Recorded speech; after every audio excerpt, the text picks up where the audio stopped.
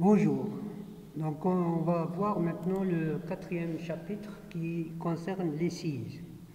Donc d'abord on va voir des images sur ce qui donne ce qui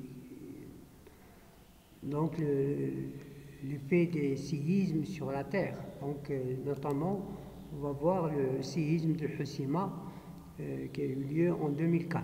Voilà des images.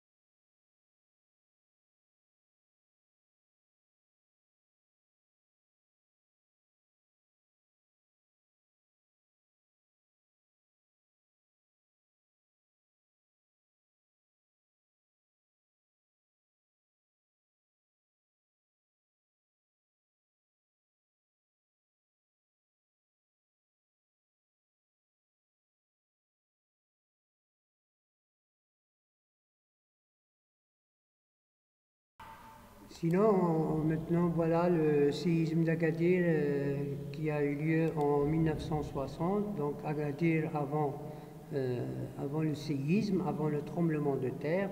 Et voilà Agadir après le tremblement de terre de 1960. Donc, vous voyez, donc, tout est détruit.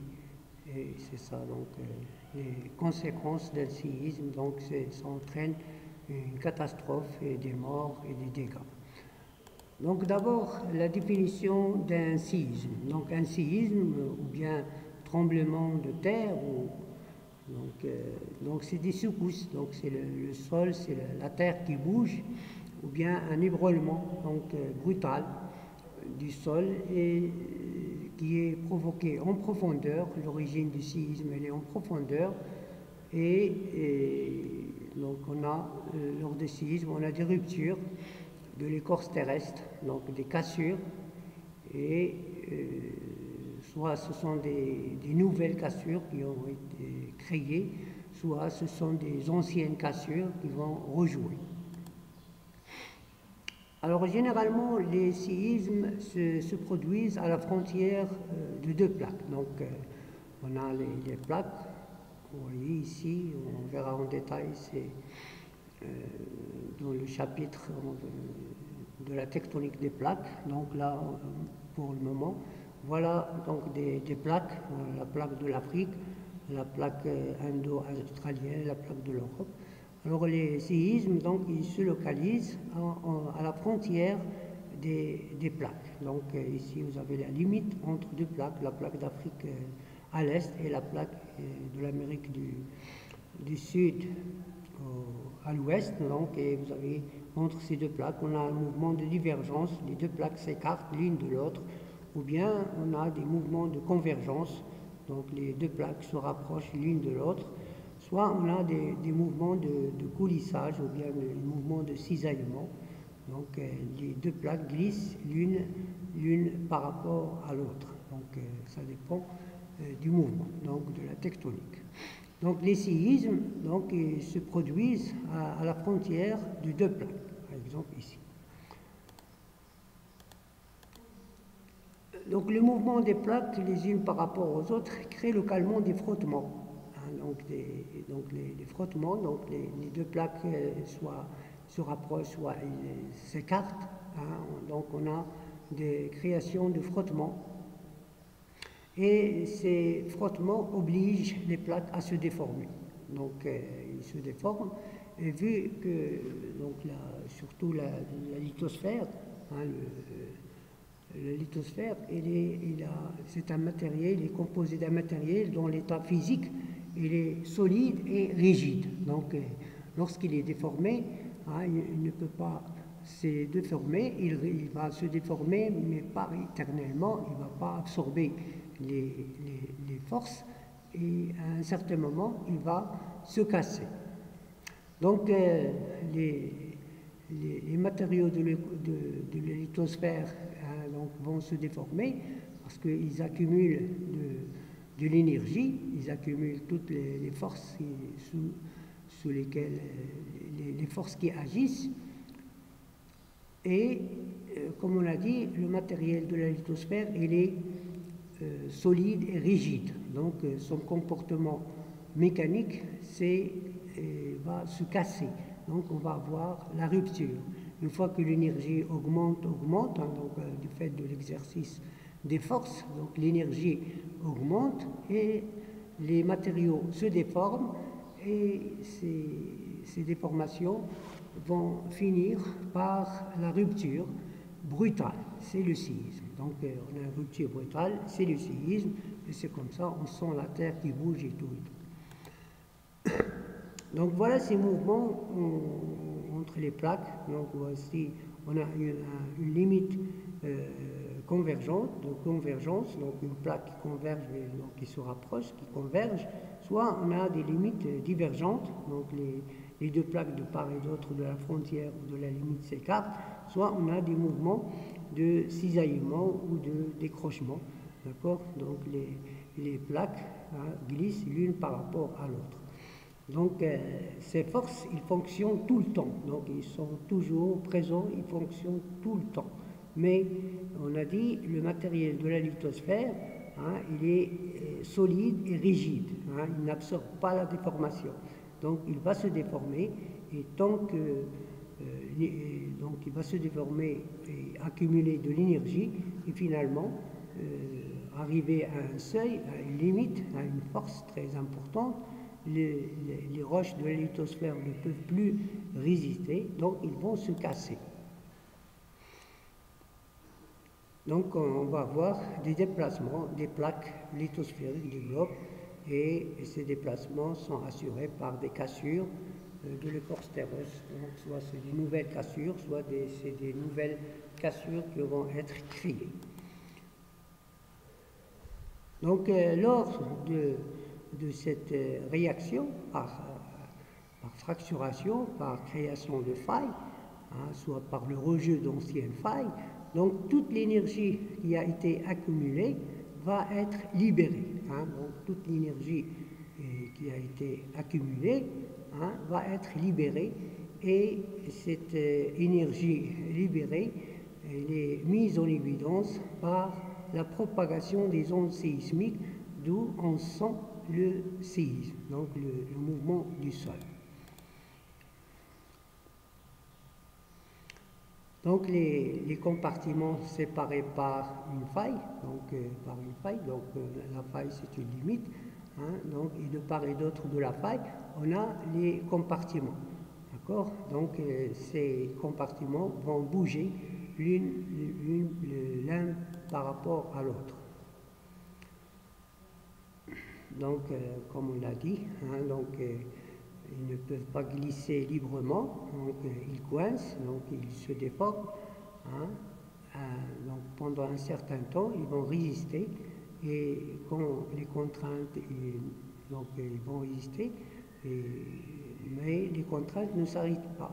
Donc l'énergie augmente, donc les forces deviennent de plus en plus importantes, et on a une accumulation d'énergie. Et quand la cause du blocage lâche, donc le mouvement, les roches de la lithosphère ne peuvent pas résister éternellement à ces forces, donc puisqu'ils sont des matériaux solides et rigides, ils vont réagir par un mouvement brusque et des ruptures. Et on a les compartiments vont bouger l'un par rapport à l'autre, donc qui sont situés de part et d'autre de la faille. Donc toute l'énergie qui a été accumulée va être libérée, et on va avoir l'émission d'ondes séismiques dans tout le globe. Ces ondes séismiques vont se déplacer dans toutes les directions. Alors, quelle est cette tectonique, quelles sont ces forces qui agissent sur cette lithosphère? Donc soit ce sont des forces de compression, donc c'est-à-dire les deux blocs séparés de part et d'autre par la faille vont se rapprocher. Donc on va avoir des forces de compression et le résultat, on va avoir un raccourcissement. Et dans ce cas-là, il faut faire intervenir des failles inverses. Voilà. Donc voilà, on a un raccourcissement. Voilà, donc on a une faille inverse. Dans le cas, on a la tectonique, c'est une tectonique d'extension. On obtient un étirement. Donc il faut faire jouer des failles normales. Donc on a de l'extension. Donc le compartiment va glisser l'un par rapport à l'autre. Donc c'est les failles normales, comme les failles normales qu'on a vues dans les rifts. Si on a un mouvement de cisaillement ou de décrochement, donc on va faire jouer des failles décrochantes ou bien des failles cisaillantes, comme ici. Donc vous voyez, les compartiments glissent l'un par rapport à l'autre suivant un mouvement horizontal. Donc un mouvement horizontal, ça c'est le plan de la faille, et le mouvement c'est un mouvement horizontal, donc c'est un cisaillement ou un décrochement. Donc les compartiments de part et d'autre du plan de la faille vont glisser l'un par rapport à l'autre. Donc voilà, en fonction de la tectonique qui est opérative, donc on aura des failles spécifiques de cette tectonique.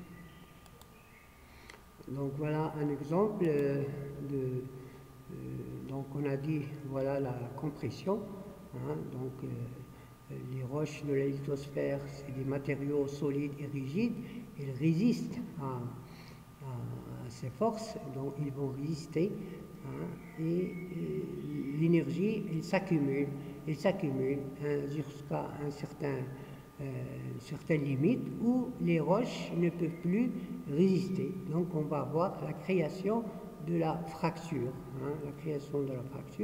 et toute l'énergie accumulée, comme ça, on a de l'énergie qui s'accumule, les forces qui fonctionnent, donc on a la création de la faille, donc c'est une réaction, et toute l'énergie accumulée va être libérée, et cette énergie va se manifeste par la propagation des ondes sismiques, donc d'accord, donc c'est les ondes sismiques, donc on a ici, et voilà.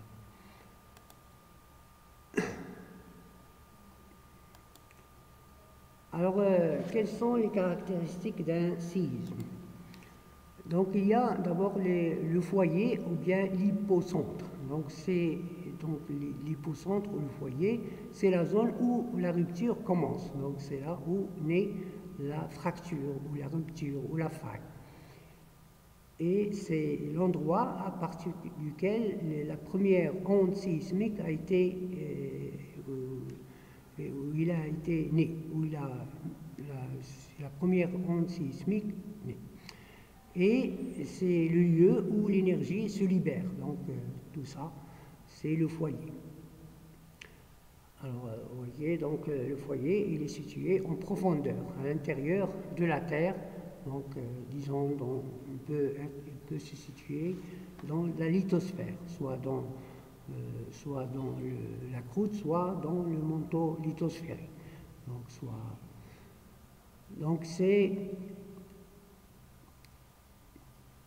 Donc elle est située entre la surface et la limite inférieure de la lithosphère. Alors la localisation d'un foyer, donc qui est localisé en profondeur, elle s'exprime par sa longitude, sa latitude et sa profondeur. Donc voilà, donc ici vous avez la faille. Voilà, donc là, la faille, libération de toute l'énergie qui se manifeste par la propagation des ondes sismiques. Alors le foyer, il est localisé en profondeur, vous voyez, il est localisé en profondeur, et ça, c'est la surface. Donc voilà, donc la faille, les roches sont sollicitées ou bien ils sont soumis à des forces, les roches résistent, il y a accumulation de l'énergie. Finalement, ces roches ne peuvent plus résister, elles réagissent par la création de failles. Et on a libération de toute l'énergie. Et cette faille, donc libération de toute l'énergie et propagation des ondes sismiques. Donc le foyer, il est situé en profondeur. Et maintenant, l'épicentre, c'est le point situé en surface immédiatement à la verticale du foyer. Donc là, ici, c'est le foyer. Donc on fait une projection suivant la verticale jusqu'à la surface. Donc l'intersection de cette ligne verticale avec la surface donne l'épicentre. Donc c'est le point de la surface le plus près du foyer. Vous voyez, donc là, c'est le point de la surface le plus près du foyer. Donc voilà une autre image de ce séisme. Donc, vous voyez ici donc la Terre elle est soumise à des forces. Donc ici, si on regarde la faille, donc les forces auxquelles il est soumis se bloquent, et c'est des forces d'extension. C'est des forces de divergence. C'est une tectonique de divergence, une tectonique d'extension. Donc le résultat, ça va nous donner un étirement. Donc vous voyez, les roches, ils résistent, donc ils sont étirés de ce côté et de l'autre côté. Il y a un étirement, il y a une extension. Les roches résistent, mais finalement, quand les forces sont très fortes, très importantes, les roches ne peuvent plus résister. Et puisque ce sont des matériaux solides et rigides, leur comportement mécanique, c'est cassant. Donc il y a création de la faille. Donc vous voyez, c'est une faille normale. D'où la tectonique, c'est une tectonique d'extension ou bien d'étirement. Donc voici le foyer, donc c'est là où naît la première onde séismique, c'est là où il commence la rupture, et donc c'est le foyer, il est situé en profondeur, donc le foyer ou bien l'hypocentre. Et la projection de ce foyer à la verticale, jusqu'à la surface, donne l'épicentre. Alors, quelles sont ces ondes sismiques? Donc, on a deux grands types d'ondes sismiques émises par un séisme. Soit on a des ondes de fond, donc qu'on appelle aussi des ondes de volume, elles se propagent à l'intérieur de la Terre. Et on a deux types, soit des ondes P, soit des ondes S. Donc les ondes de fond, ou bien les ondes sismiques qui se propagent à l'intérieur de la Terre, et on a deux types, les ondes P et les ondes S. Alors les ondes P, on les appelle aussi les ondes primaires, ou bien ce sont des ondes de compression.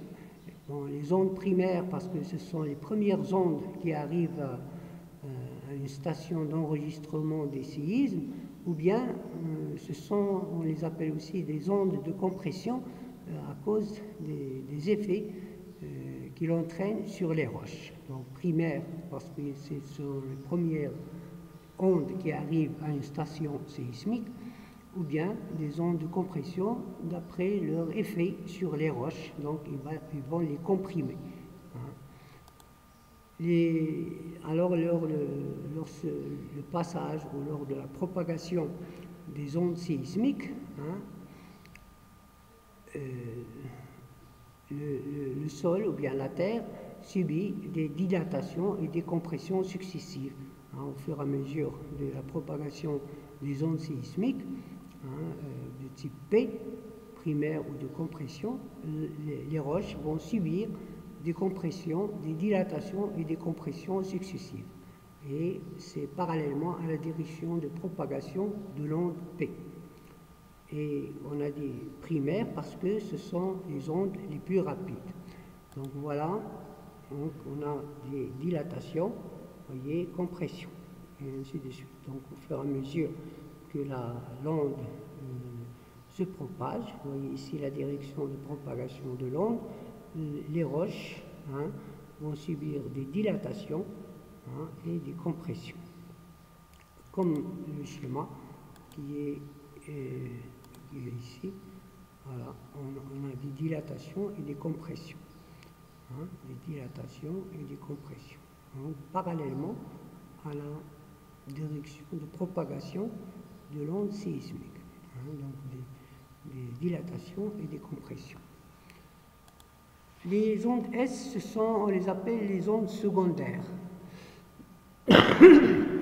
Parce que ce sont les ondes qui arrivent juste après les ondes P. Donc les ondes primaires, les ondes P sont appelées primaires et les ondes S sont les ondes secondaires, c'est-à-dire qui arrivent juste après les ondes P. Ou bien d'après leur effet, on les appelle des ondes transversales. Donc le mouvement du sol est vertical et perpendiculaire au sens de propagation de l'onde. Donc c'est pour ça qu'on les appelle des ondes transversales. Parce que le mouvement de la Terre, elle est perpendiculaire au sens de propagation de l'onde. Donc ces ondes S, ils ont une caractéristique qu'elles ne se propagent pas dans les milieux liquides. Donc c'est pour ça qu'ils sont arrêtés au niveau du noyau de la Terre, notamment au niveau du noyau externe. Et leur vitesse, hein, elle est plus lente que celle des ondes P, d'où leur nom secondaire. Donc voilà le mouvement de la Terre lors de la propagation des ondes S, donc on les appelle des ondes de cisaillement. Vous voyez le mouvement de la Terre, il est perpendiculaire à la direction de propagation de l'onde. Voilà un petit film qui montre ce mouvement. Voilà. Donc la Terre va bouger perpendiculairement à la direction de propagation de l'onde sismique, donc, comme les vagues. Le deuxième type d'ondes, ce sont les ondes sismiques de surface. Donc, ce sont des ondes qui se propagent à la surface de la Terre. Et on a deux types, les ondes L, les ondes de Löw, et les ondes R, les ondes de Rayleigh. Alors les ondes L, le déplacement est le même que celui des ondes S, sans mouvement vertical. Donc on a un mouvement qui est horizontal. Donc voilà, c'est à peu près comme le mouvement des ondes S, mais on n'a pas de mouvement vertical. Donc c'est comme un serpent, comme le déplacement d'un serpent à la direction, et la Terre va être ondulée. Donc voilà un petit film qui montre ça. Donc vous voyez, la Terre va être ondulée. Donc ça c'est la propagation des ondes L. Hein, ils se propagent en surface et vous avez création de failles. Les ondes R, ils ont un déplacement complexe. Donc il est semblable aux vagues. Donc on a un mouvement presque dans toutes les directions. Donc c'est un mouvement à la fois horizontal et vertical. Donc voilà, donc le mouvement il est comme le déplacement des vagues de la mer. Donc on a des mouvements horizontaux, des mouvements verticaux dans toutes les directions. Donc voilà un petit film qui montre ça. Vous voyez, donc là, la Terre qui est ondulée.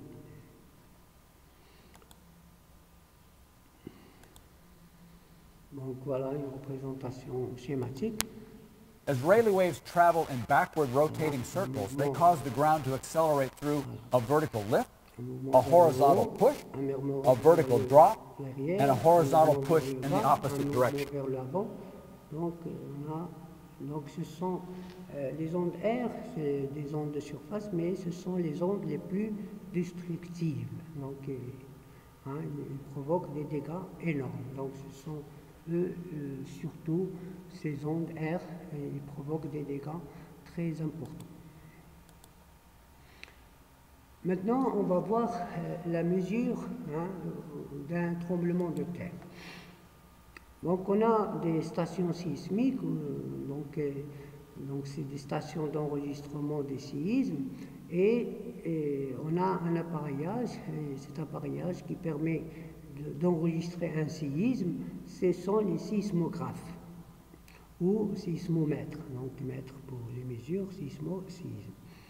Donc on a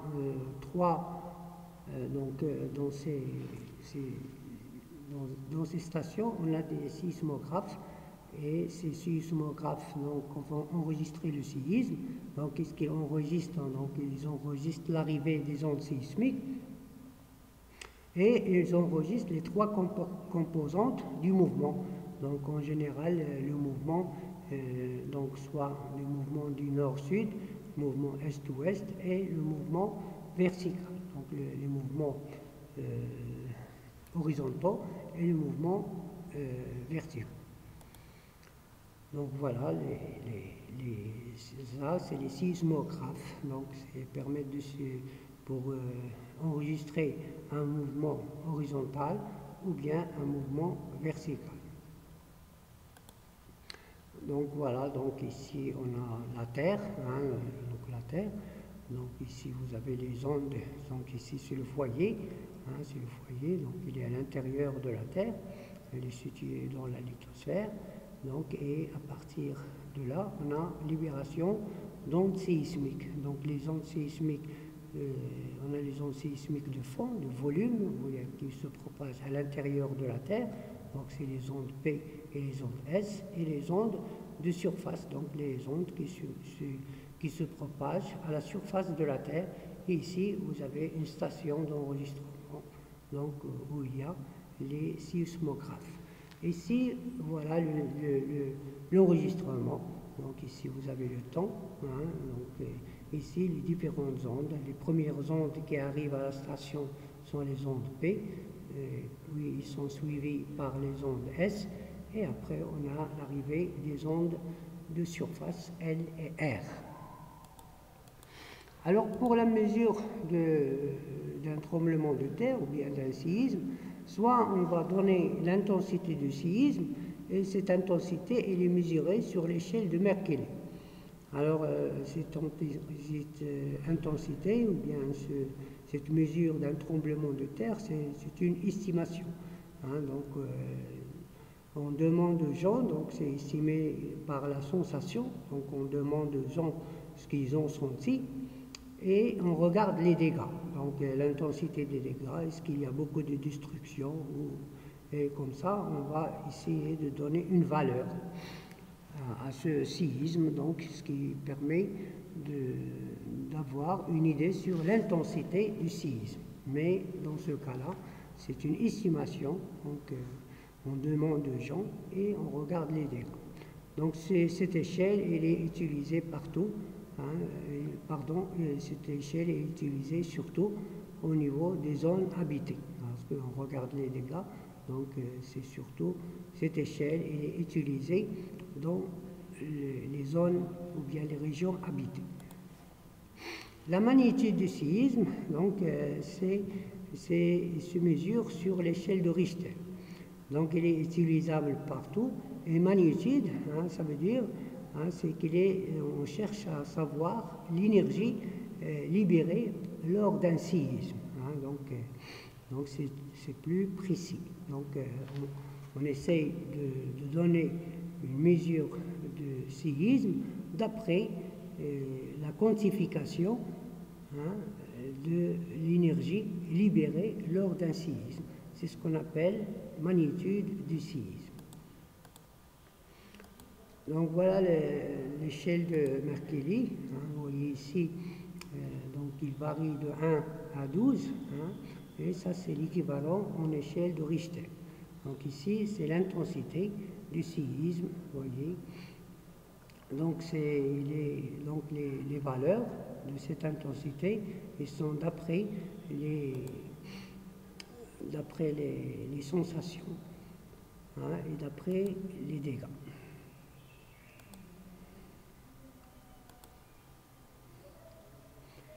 Par contre, la magnitude d'un séisme, c'est-à-dire donner une valeur à cette mesure du séisme en estimant la quantité d'énergie libérée lors de ce séisme.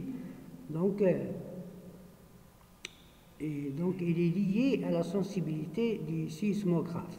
D'accord? Donc, on a le sismographe, donc ici, dans le cas d'une mesure d'un mouvement vertical, et ici, c'est le cas pour la mesure d'un mouvement vertical. Vous voyez, donc, ici, vous avez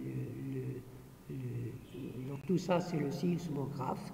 Et ici, vous avez une aiguille qui est appliquée sur le cylindre, et autour du cylindre, on met un papier. Et quand il y a un mouvement, donc le cylindre, il tourne, l'aiguille est appliquée sur le cylindre, et tout va s'enregistrer sur le papier qui enveloppe le cylindre. Vous voyez, comme ça. Alors, quand il y a un mouvement, voilà les ondes sismiques qui sont enregistrées. Le mouvement, c'est un mouvement vertical. Et voilà un sismogramme.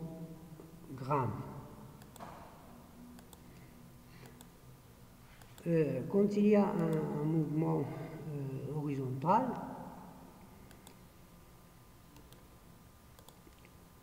pardon, ici il faut mettre horizontal. Donc voilà, donc la Terre, les ondes sismiques vont arriver, le cylindre, avec un papier, ici le stylet ou bien l'aiguille, l'onde arrive, vous voyez un mouvement horizontal. Donc on a enregistrement de ce séisme, et ça c'est le sismogramme. Donc à partir de ces enregistrements, on peut donner la magnitude d'un séisme. La magnitude d'un séisme, donc il se calcule à partir de la quantité d'énergie libérée ou dégagée au foyer. Bon, cette magnitude M, il se mesure avec cette formule, c'est log de A sur T plus F delta fois delta. Donc A, c'est l'amplitude maximale des ondes, donc on mesure ça sur, c'est en microns, on mesure ça à la hauteur. T, c'est la période des ondes de volume en secondes. Donc ici, on a l'arrivée des ondes P, l'arrivée des ondes S, et si le séisme continue, on va avoir l'arrivée encore des ondes P et des ondes S. Donc c'est la période des ondes de volume en secondes. Donc elle est mesurée en secondes. D'état T, c'est la distance épicentrale, elle est donnée en degrés. Et F, c'est un terme empirique ou bien expérimental qui compense l'amortissement du signal. Donc là, pour savoir comment on calcule la magnitude d'un séisme.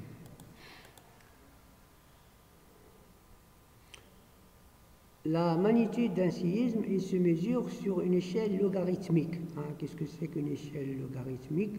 C'est, par exemple, si on a un séisme de magnitude 6, elle est 10 fois plus fort qu'un séisme de magnitude 5, et elle est 100 fois plus fort qu'un séisme de magnitude 4.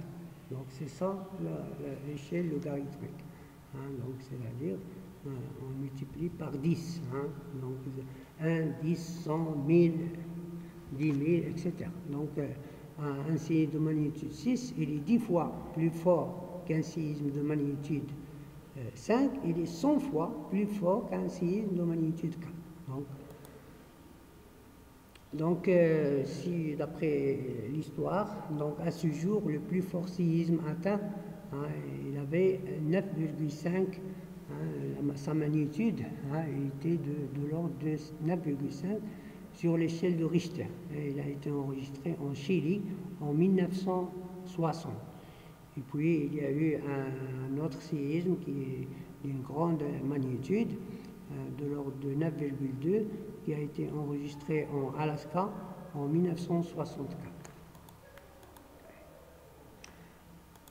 Alors, qu'est-ce qui est l'origine de ce séisme? Soit c'est lié à un impact météorique, donc soit des matériaux de l'extérieur de la Terre, hein, donc des météorites, qui vient heurter la surface de la Terre. Donc ça peut donner des séismes. Soit c'est lié à des éruptions volcaniques. Donc si on a une éruption volcanique, hein, du magma qui sort à la surface de la Terre, donc on va avoir des séismes. Soit comme on l'a dit au départ, hein, donc c'est surtout les séismes sont liés à la tectonique et c'est le jeu de failles et le mouvement des plaques.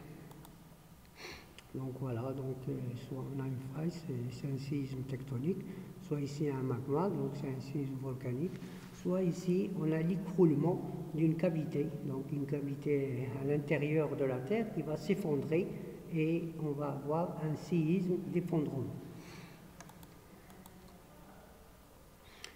Maintenant, on va voir la localisation d'un tremblement de terre.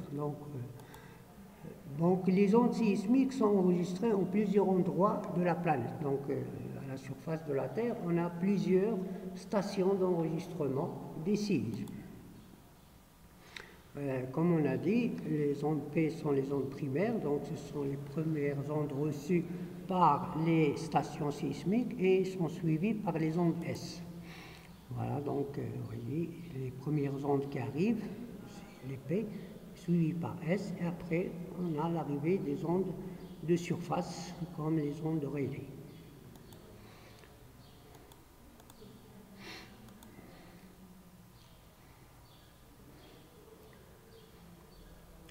Donc ici, par exemple, si on regarde ici, là, sur ce sismogramme, hein, vous voyez, il y a un décalage de 6 minutes. Donc l'arrivée, on a au départ l'arrivée des ondes P, et après 6 minutes, on a l'arrivée des ondes S. Donc c'est un décalage dans l'arrivée des ondes P. Donc des ondes P et S. Donc P primaire, S secondaire. Donc, bon, à partir de l'étude des différents séismes qui ont eu lieu depuis des années et des années, donc on est arrivé à donner des courbes étalonnées comme celle-ci. Donc vous voyez ici le temps de propagation, donc ici les ondes P, et ici les ondes S. Donc ici vous avez, ici c'est l'épicentre, hein, l'épicentre, donc c'est le point le plus proche du foyer à la surface de la Terre, et puis ici les différentes stations, hein, donc sont situées donc, à différentes distances par rapport au foyer ou bien par rapport à l'épicentre. Donc l'épicentre, c'est le point le plus proche du foyer et il est situé en surface. Ici, vous avez les différentes stations. Donc vous voyez ici. Alors, à partir de l'étude de ces séismes, hein, donc on est arrivé à tracer des courbes, hein, qu'on appelle des courbes étalonnées, que vous voyez ici. Alors, quelle est la signification de ces courbes? Alors ici, on a ce diagramme. Par exemple, dans le cas, pour franchir une distance de 2000 km, ici. Voilà.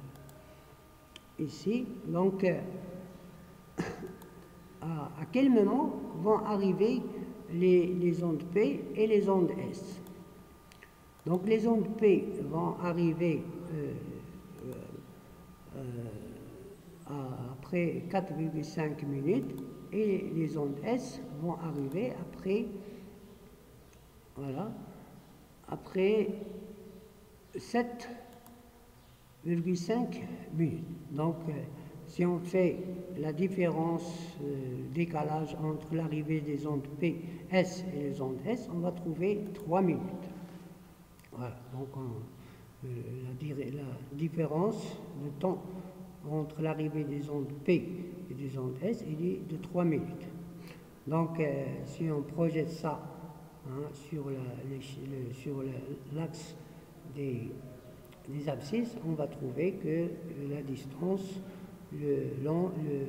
le séisme se trouve à une distance de 200 km, de 2000 km par rapport à la station.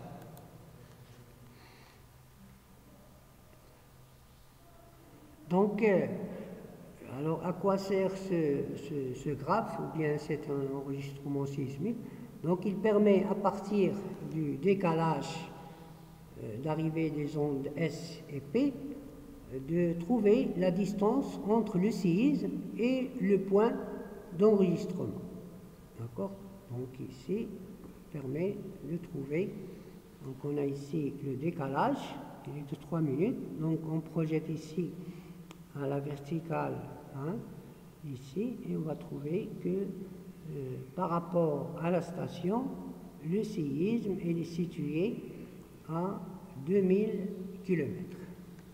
Alors, dans le cas où le décalage il est de 6 minutes, donc vous voyez, donc si on vous donne le temps d'arrivée des ondes P et le temps d'arrivée des ondes S, donc on fait le temps d'arrivée de l'onde S moins le temps d'arrivée des ondes P, on va trouver le décalage. Donc ici, dans ce cas-là, il est de 6 minutes. Donc vous voyez, donc je viens ici, 6 minutes, je projette à la verticale, donc je vais trouver que le séisme il est situé à 5000 km par rapport à la station d'enregistrement. Donc c'est ça. Alors, ceci, donc ce travail, ne nous donne pas cependant le lieu du séisme à la surface du globe. Donc, il nous donne uniquement sa situation par rapport à la station. D'accord? Donc, on va voir ça. Donc, pour connaître le lieu de l'épicentre, c'est-à-dire le point le plus proche du foyer, donc c'est le point situé à la verticale du foyer, à la surface, il nous faut au moins 3 enregistrements. Par exemple, l'enregistrement d'un séisme en 3 stations, donc en Amérique du Nord, hein, et connaissant le décalage d'arrivée des ondes P et S, on obtient. Donc voilà. Donc voilà les stations. La station Miami, la station Vancouver et la station Halifax. Donc connaissant la différence ou le décalage d'arrivée des 2 ondes P et S, donc on peut situer le séisme par rapport à la station. Par exemple ici, le séisme se situe par rapport à Halifax à 5560 km de Halifax. Voilà. D'accord? Donc cette valeur, on l'a trouvée d'après le graphe, l'enregistrement sismologique. D'accord? Donc on va tracer un cercle de rayon 560 km. Donc ici, c'est la station et ça, c'est la distance épicentrale, c'est-à-dire la distance qui sépare le séisme de la station d'enregistrement. Donc le séisme, il se situe quelque part sur ce cercle de rayon 560 km. La même chose pour Miami, hein, donc on a le décalage d'arrivée des ondes PS, donc, et on va trouver la distance épicentrale, c'est-à-dire la distance qui sépare la station du séisme. Donc le séisme, hein, ou bien l'épicentre, il se trouve sur un cercle de rayon 2500 km. La même chose pour Vancouver, hein, on connaît la différence d'arrivée des ondes PES.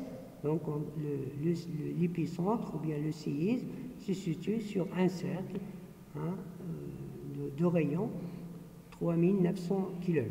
Donc finalement, on voit que ces 3 stations nous donnent un point. Donc les 3 cercles, hein, se croisent, il y a une intersection, donc c'est ici l'épicentre. Mais généralement, pour situer un épicentre, hein, il faut plus de 3 stations.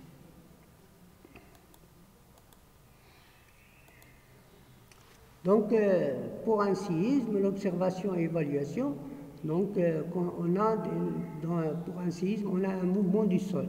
Donc ce mouvement du sol résulte d'une action simultanée ou successive des différentes ondes, donc la propagation des ondes sismiques. Hein, et ces mouvements du sol, ils sont influencés par la nature et la structure du terrain qui est traversé. Donc si on a des roches massives, comme des roches magmatiques, des roches métamorphiques ou bien des roches dures, des roches sédimentaires dures, on a une transmission immédiate des vibrations. Donc les vibrations arrivent, hein, les ondes sismiques arrivent et les vibrations du sol, ils sont transmises immédiatement. Si on a des roches meubles, hein, d'abord on a emmagasinement, hein, accumulation de l'énergie et avant sa libération, et par conséquent on va avoir des dégâts plus importants.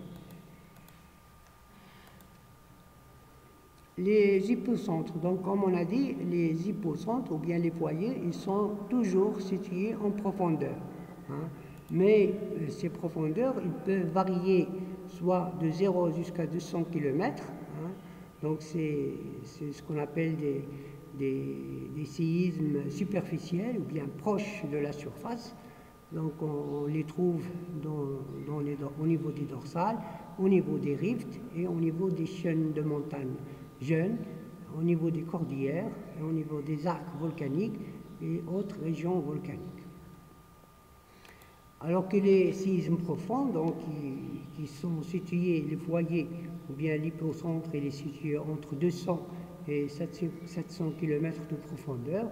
Donc ces séismes, ils sont en relation avec les fosses océaniques. Donc c'est-à-dire ce sont des séismes qui sont en relation avec les subductions.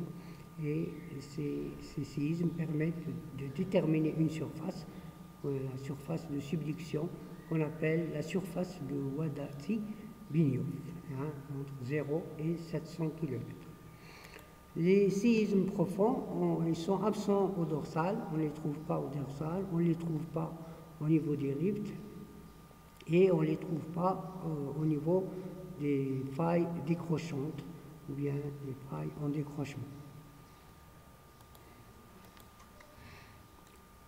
Maintenant, on va voir la conséquence d'un séisme, donc surtout un séisme qui a eu lieu dans un domaine marin. Donc ce séisme, il va donner des tsunamis et des raz-de-marée.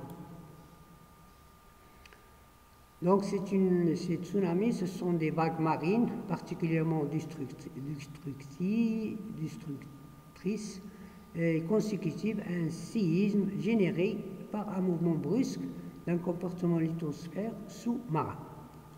Un compartiment lithosphérique sous-marin. Donc, c'est-à-dire que le séisme a eu lieu dans un domaine marin. Donc, voilà, vous voyez ça. Donc, ici, c'est la ligne du rivage. Hein, donc, c'est là où on a les marées hautes et les marées basses, hein, dans le cas normal. Hein, et ici, donc, c'est la ligne du rivage. Donc, c'est la plage. Et vous voyez ici, on a un séisme. Ce séisme, hein, c'est un séisme au milieu marin. Donc ici, vous avez l'hypocentre, ou bien le foyer, hein, et on a la faille. Vous voyez, la faille, vous voyez, c'est une faille inverse. Hein, donc on a un raccourcissement. Et lors de la faille, donc au-dessus de cette faille, on va voir la mer, il va se gonfler. Vous voyez, il va générer une vague énorme. Hein, une vague énorme. Donc, quand la mer va se gonfler comme ça, au niveau du rivage, on va avoir un retrait de la mer. Hein. Vous voyez ici, la mer va gonfler, elle va générer une vague énorme, avec une hauteur qui peut atteindre jusqu'à 20 jusqu'à 40 mètres. Hein, ça dépend du séisme. Hein, la mer va gonfler, hein, il va avoir genèse d'une vague énorme. Donc quand il gonfle comme ça, donc l'eau va se retirer. Donc il y a un retrait de la mer, hein, un retrait. Donc ça dépasse les marées basses. Hein, donc ça dépasse les marées basses. Donc il y a le retrait, il peut aller jusqu'à 10 mètres. Donc ce n'est pas des marées, c'est lié au gonflement de la mer, ou bien de la mer. Donc il y a un retrait de la mer, mais le tout va revenir. Vous voyez ici le bateau qui est maintenant il est sur le sol, il n'est plus dans la mer comme ici, parce qu'il y a le retrait. Et puis le tout va revenir et maintenant c'est une vague énorme qui va déborder et qui va envahir le continent. Voilà. Donc vous voyez, la vague va déferler sur le continent et puisque c'est des vagues qui sont liées à un séisme, donc on va avoir un déferlement des vagues et on va avoir un envahissement de la mer du continent par la mer. Et finalement, le taux va revenir à son état normal. Après, je ne sais pas si vous avez déjà vu le séisme du Japon en 2011, la conséquence, il y a eu la formation d'un tsunami qui a envahi une grande partie du Japon avec des destructions et des dégâts importants. Bon, là, pour voir un peu la hauteur de ces vagues,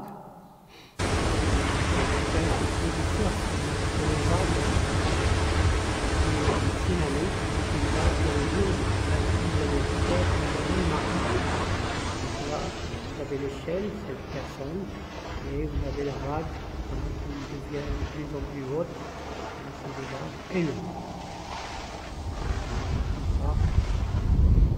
Vous voyez la vague est énorme. C'est la hauteur de l'échelle, c'est une hauteur de 20 mètres. La hauteur de la vague est très grande.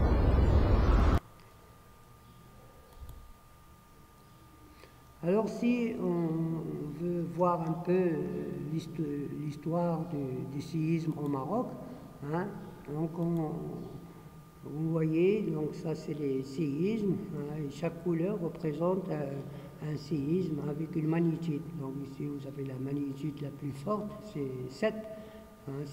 Ici c'est le séisme de l'Aslam, donc c'est en Algérie. Ici vous avez des séismes noirs, etc.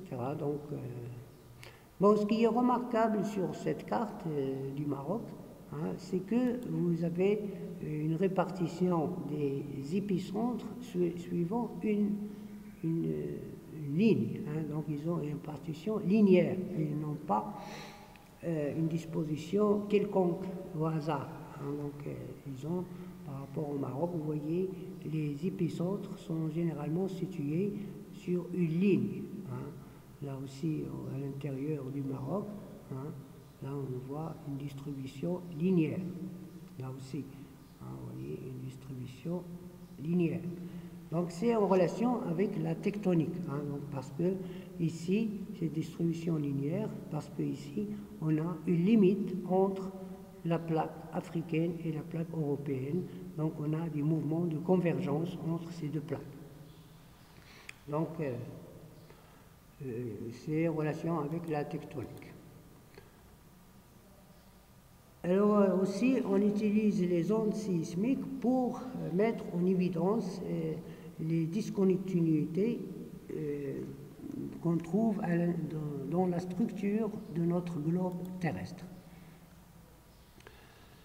Et pour cela, on utilise les ondes P et les ondes S. Pourquoi? Parce que ce sont les ondes qui se propagent à l'intérieur de la Terre.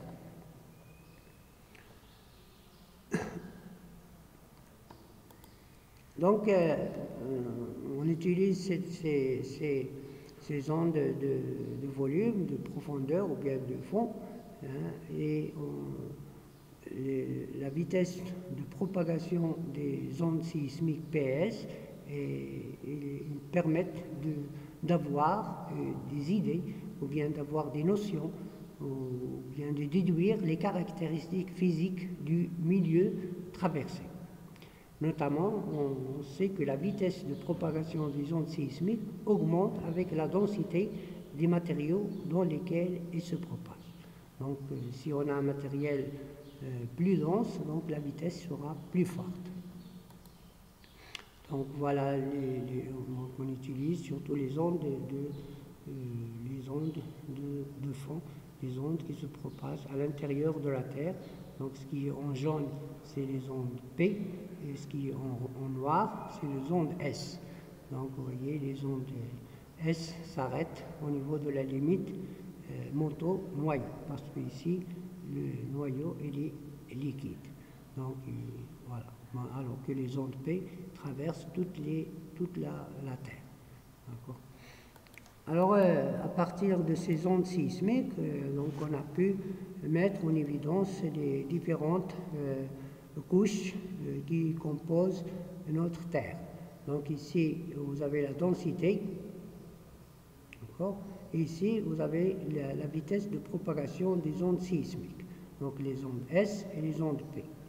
Donc on voit très bien que les vitesses augmentent depuis la surface vers la profondeur, parce qu'on passe d'un milieu avec des densités de plus en plus fortes. En allant de la surface vers la profondeur, on va vers des milieux avec des densités de plus en plus fortes. Donc on voit les vitesses qui augmentent. Et on voit aussi que voilà, les ondes S, ils s'arrêtent ici. Pourquoi ils s'arrêtent? Parce que là, il arrive au niveau de la limite noyau externe, liquide, et manteau inférieur. Donc les ondes S s'arrêtent. Pourquoi? Parce qu'ils ne peuvent plus, leur caractéristique, c'est qu'ils ne se déplacent pas, ne se propagent pas dans les milieux liquides. Donc ils vont disparaître. Et puis après, on a les ondes P. Vous voyez, il y a une chute. Vous voyez ici, on a les ondes P. Puis on a une chute. Pourquoi on a cette chute? Parce qu'on passe d'un milieu solide à un milieu liquide. D'accord? Donc c'est ce qui explique cette chute de la vitesse de propagation des ondes P quand ils arrivent au niveau de la limite manteau inférieur, noyau externe. Et puis après, donc vous voyez la vitesse de propagation de l'onde P augmente parce qu'on passe du noyau externe vers le centre, donc on a des densités de plus en plus fortes. Donc en utilisant la propagation des ondes de fond, PS, on a pu mettre en évidence la présence de différentes couches qui composent notre globe. En détail aussi, on voit qu'au niveau de la limite lithosphère, asténosphère, les vitesses des ondes P et la vitesse des ondes S diminuent. Vous voyez, là on a le détail. D'accord. Pourquoi cette diminution? Parce qu'on passe de la lithosphère qui est solide et rigide à l'asténosphère qui est solide et ductile.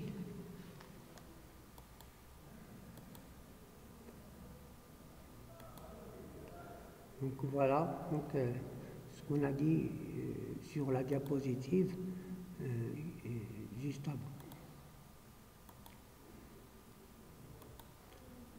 Et voilà, merci de votre attention.